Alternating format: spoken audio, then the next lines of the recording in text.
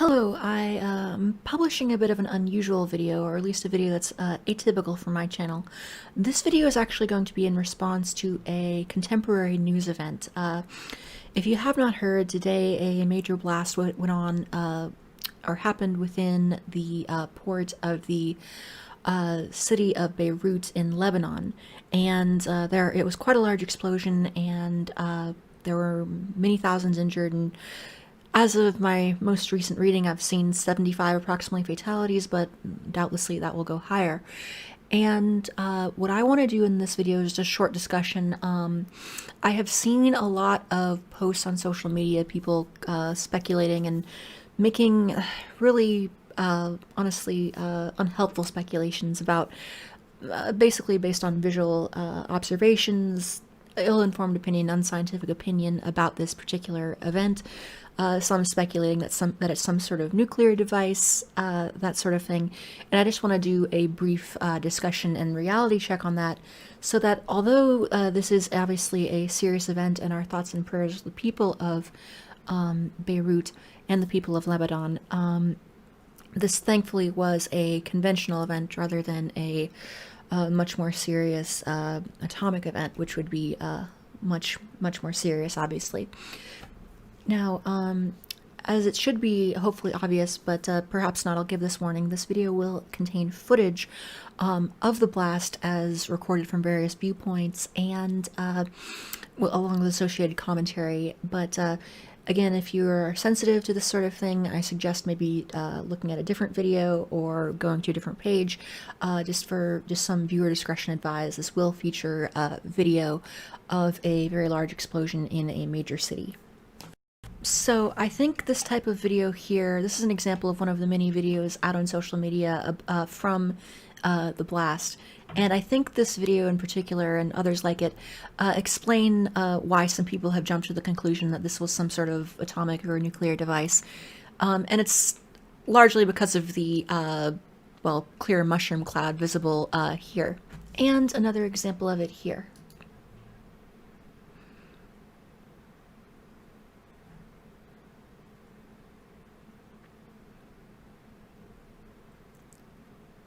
Seeing these videos, it's easy to see why some people would jump to the conclusion that this is some sort of nuclear device. As we always see in popular media, mushroom clouds associated with atomic devices.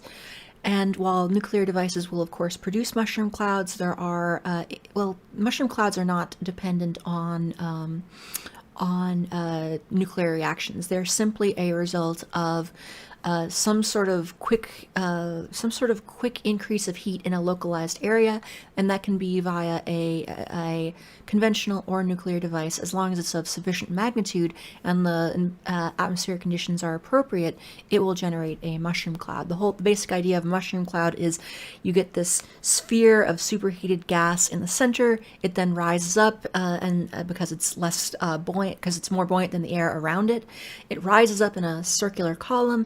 And then once it reaches a certain height where the air is less dense, it expands outward, and that's what creates the characteristic mushroom cloud shape.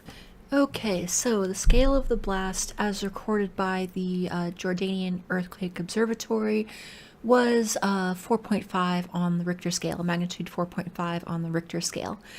Now, running through the calculation, the formula for energy content versus Richter scale, well, it's a log of E equals 4.8 plus 1.5 times m, and then take that, to reverse that, you take it to the 10 power, and you can calculate the energy released by a earthquake using this formula here. And so we know that the Richter scale value for the blast was 4.5, and that comes to approximately 3.6 times 10 to the 11 joules.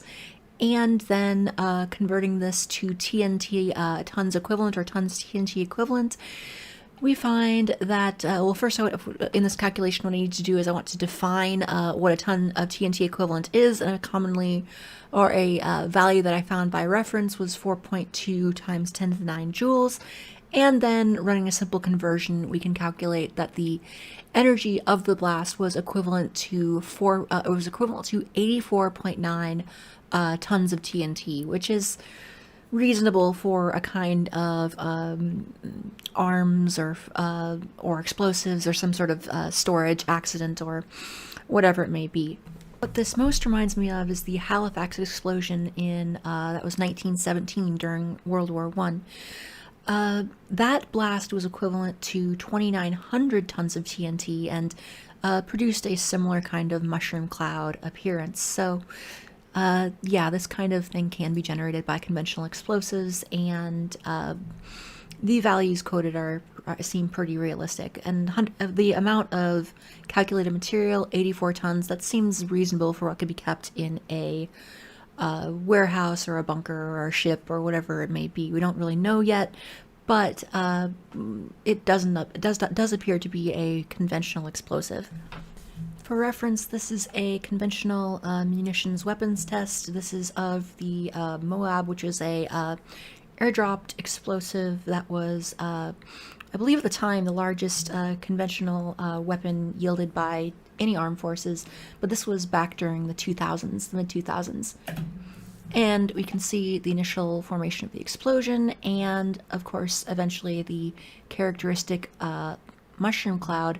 And if you notice here, previous to here, the same characteristic shockwave was observed. So this is an example of a conventional explosive which produces very similar characteristics to the blast observed in Beirut. And it is interesting to note that this particular device would have had much higher yield than what I calculated previously.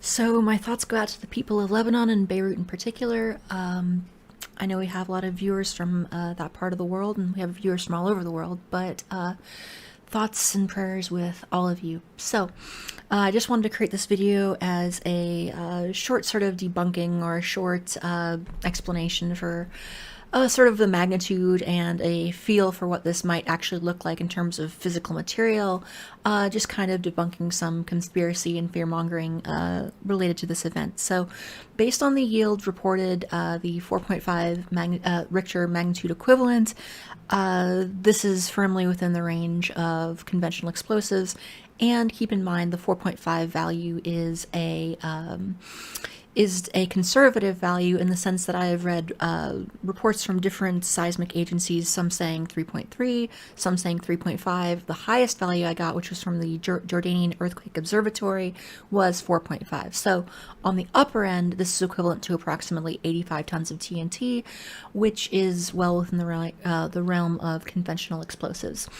Okay, all right, again, thoughts and prayers with those affected. I will see you all again soon, but I just wanted to provide this as a bit of educational opportunity and just show as an example for how we can use engineering skills and a little bit of science and mathematical knowledge even in day-to-day news reactions and responses and judging news events and that sort of thing.